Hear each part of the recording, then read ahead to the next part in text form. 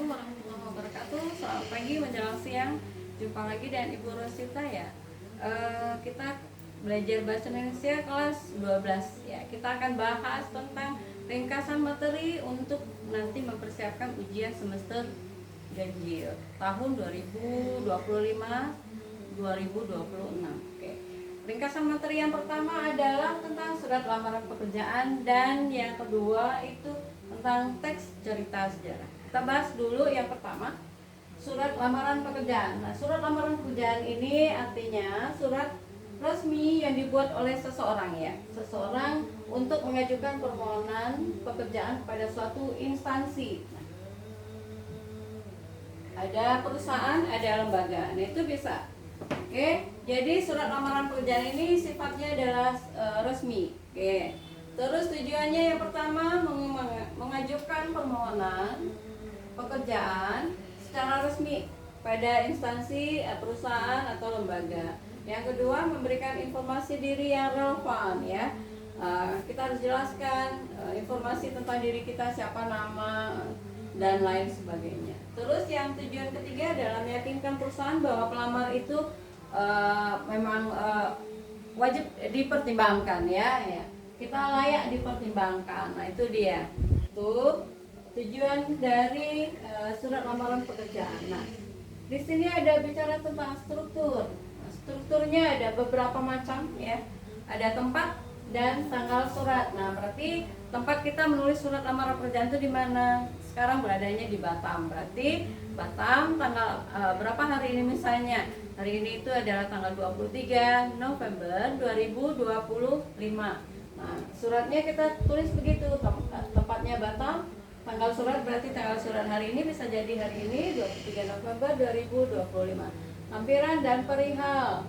Nah, lampirannya ada untuk apa? Melamar pekerjaan di sebuah perusahaan. Nah, terus perihalnya apa? Nah, lampirannya nanti ada berapa lembar? Misalnya kita akan lampirkan kurikulum vitae, terus ada fotokopi ijazah, terus transkrip nilai dan lain sebagainya, itu nanti dilampirkan. Ada alamat surat. Nah, alamat suratnya tulis lengkap. Nah, yang terhormat kepala atau ketua personalia misalnya ya, pimpinan personalia.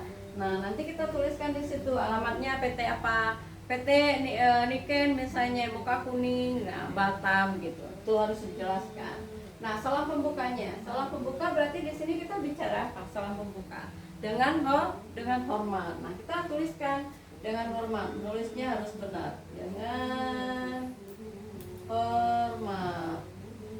Nah, pakai tanda koma. Dengannya D-nya kapital, hormatnya H-nya huruf kecil. Tuh, harus sesuai dengan ejaan baku ya, ejaan bahasa Indonesia. Nah, paragraf pembuka berarti apa? Berarti kita sehubungan dengan iklan yang dimuat pada harian umum Kompas misalnya tanggal berapa, tentang membutuhkan seorang karyawan atau operator di PT Niken misalnya gitu. Itu harus jelas di situ. Itu paragraf pembuka. Nah, di sini ada lagi lanjut paragraf isi. Nah, paragraf isi ini apa saja isinya? Ada data diri kita. Kita jelaskan data diri kita siapa? Nama siapa? Nama lengkapnya siapa? Terus tempat tanggal lahir kita di mana, itu kita tuliskan di situ yang lengkap. Nah, keahlian kita apa? Kita misalnya tamatan dari sekolah mana gitu, itu disebutkan di situ. Nah, pengalaman kita ada apa saja, terus lampiran berkas ada berapa lampiran. Lalu di paragraf penutup berarti kata dengan kata penutup juga. Demikian surat lamaran pekerjaan ini saya buat dengan sesungguhnya. Nah, mohon maaf jika ada kekurangan atau jadi kita ucapkan di situ besar harapan kami dapat dipanggil untuk wawancara kerja. Nah, itu kita luapkan di sana di paragraf penutup. Nah, salah penutupnya adalah hormat saya ya, berisi kata hormat saya. Nah, jangan lupa tanda koma, nah tanda tangan dan nama jelas kita ya. Berarti nama jelas kita siapa? Kalau nama ibu contohnya Rosita Dewi SPD, kita tulis lengkap di situ. Tanda tangan kita di posisi tengah. Oke, itu dia bagian struktur. Nah, sekarang kita bicara tentang ciri kebahasaannya. Ciri kebahasaan yang pertama adalah harus diperhatikan itu bahasanya harus baku dan formal. Enggak boleh kita sebut di situ kata enggak, ya. Jadi harus kata tidak misalnya gitu. Nama saya atau dengan excitednya kita tulisnya begini. Namaku adalah itu nggak boleh kita pakai. Jadi kita harus sebutkan di situ nama saya gitu. Oke. Itu dia. Harus formal, harus baku. Nah, ada ciri kedua adalah kalimatnya persuasif. Persuasif maksudnya adalah untuk meyakinkan. Nah, sini ada meyakinkannya sifatnya itu tidak boleh juga berlebihan. Nah, itu dia. Terus ada penjelasan data diri yang jelas. Lalu ada penggunaan kata kerja aktif. Nah, kata kerja aktif apa di sini? Kalau kata kerja aktif itu berarti sama dengan kalimat aktif. Nah, subjeknya melakukan tindakan. Nah, nanti tentang cerita sejarah. Oke. Lalu ada hal yang diperlukan di dalam surat lamaran pekerjaan. Yang pertama adalah sesuaikan dulu isi dengan posisi yang dilamar. Misalnya isi suratnya berarti kita yang dibutuhkan adalah dari koran itu atau dari lowongan pekerjaan itu sebuah operator, seorang operator misalnya. Jadi kita harus sebutkan di isinya dengan posisi yang dilamar, ya. Jadi yang dibutuhkan adalah seorang operator. Saya bisa mengisi lowongan pekerjaan seorang operator itu.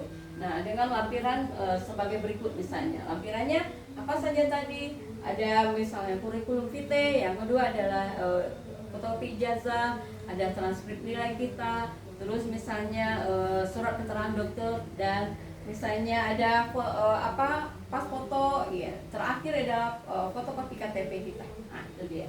Terus gunakan format rapi dan sopan. Itu hal yang perlu diperhatikan. Yang kedua, hal yang perlu diperhatikan yang ketiga adalah hindari kesalahan eja. Nggak boleh, ya. Kita harus hati-hati menulis. Tidak boleh ada coretan, tidak boleh ada tip X gitu. Nanti kalau saat melamar atau menulis surat lamaran pekerjaan. Terus yang terakhir adalah harus menyertakan berkas pendukung kita apa saja. Yang seperti tadi yang lampirannya misalnya ada 6 lembar. Pertama ada kurikulum vitae, itu transkrip nilai apa dulu, fotokopi ijazah dulu, baru transkrip nilai, baru misalnya kita memiliki keterampilan kursus komputer. Nah, itu kita nanti sebutkan jika itu diminta di surat di lowongan pekerjaannya. Nah, lampiran terakhirnya misalnya ada fotokopi KTP kita. Itu dia. Itu hal-hal yang harus diperhatikan dalam membuat surat lamaran pekerjaan. Oke, kita lanjut ke materi yang kedua, teks cerita sejarah. Nah, di sini teks cerita sejarah ini artinya adalah teks yang menceritakan peristiwa atau kejadian masa lalu yang memiliki nilai sejarah, ya, dan berpengaruh terhadap kehidupan kita saat ini. Itu dia cerita sejarah. Nah, tujuannya adalah memberi informasi mengenai peristiwa sejarah apa saja yang terjadi. Terus yang kedua, melestarikan atau mendokumentasikan kejadian penting. Apa saja kejadian pentingnya kita harus dokumentasikan. Terus menumbuhkan wawasan dan nilai-nilai kebangsaan. Nah, itu dia tujuannya. Lalu di strukturnya ada 3. Yang pertama adalah bagian orientasi. Nah, di orientasi ini adalah pengenalan tokoh. Siapa saja tokohnya. Jadi harus dijelaskan di situ. Pengenalan tokoh, ada tempatnya, ada waktu dan situasi awal bagian peristiwa itu terjadi. Terus di struktur yang kedua adalah tentang urutan peristiwa. Nah, di urutan peristiwa berarti ada rangkaian peristiwa atau kejadian-kejadian, sifatnya itu kronologis, berarti berurutan. Dari awal apa, kedua apa, yang ketiga apa gitu, itu kronologis. Nah, memuat fakta sejarah, berarti ada fakta-faktanya itu harus sesuai dengan kenyataan sejarah yang terjadi. Tidak boleh mengada-ada. Nah, yang struktur ketiga itu reorientasi. Nah, ini sifatnya adalah opsional. Opsional apa artinya? Boleh ada, boleh tidak. Nah, tapi kebanyakan nanti kita bagian penutup ini berarti itu berisinya adalah pandangan penulis terhadap cerita sejarah yang sudah dimuat dari awal sampai ke bagian urutan peristiwanya nih, sampai ke sini nih. Nah, itu dia tanggapan penulis ini, Mbak. Nanti pandangan penulisnya apa tuh, ya. Itu bagian struktur. Yang terakhir adalah ciri kebahasaan. Nah, di ciri kebahasaan ini ada 3 aspek. Yang pertama adalah menggunakan kata kerja aksi. Apa kata kerja aksi? Ada kata misalnya sering digunakan itu adalah kata menyerang, ya. Ada kata bergerak, ada kata memimpin. Itu dia kata kerja aksi. Berarti memang reaksi apa adanya. Lalu ciri kebahasaan yang kedua adalah menggunakan kata keterangan waktu. Apa saja yang digunakan?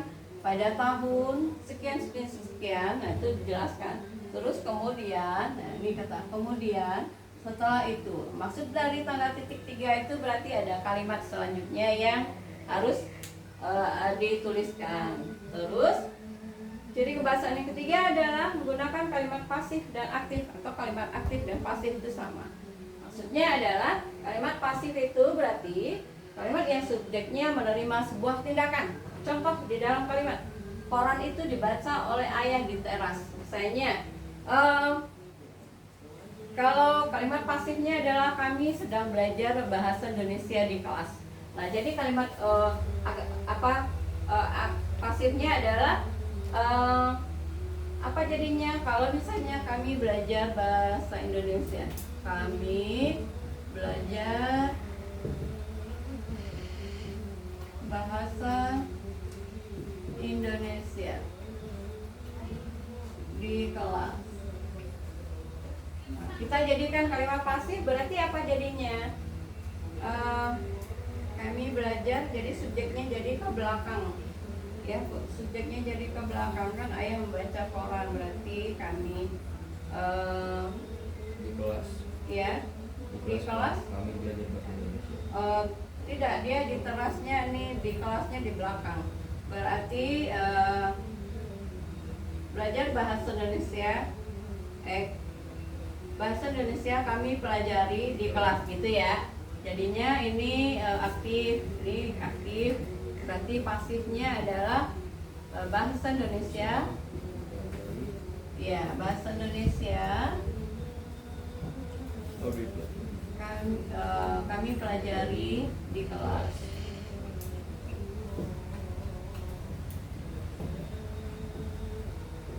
Nah, itu dia. Tuh kira-kira begitu ya. Jadi di sini kalau contohnya koran itu dibaca oleh ayah di teras. Nah, kalau kalimat aktifnya adalah ayah membaca koran di teras. Itu dia. Dan 2 materi itu saja. Nanti di dalam ujian semester ganjil kita mempunyai ada 30 soal. Yang pertama bagiannya ada pilihan ganda 20 soal. Terus ada soal penjodohan 5 soal juga.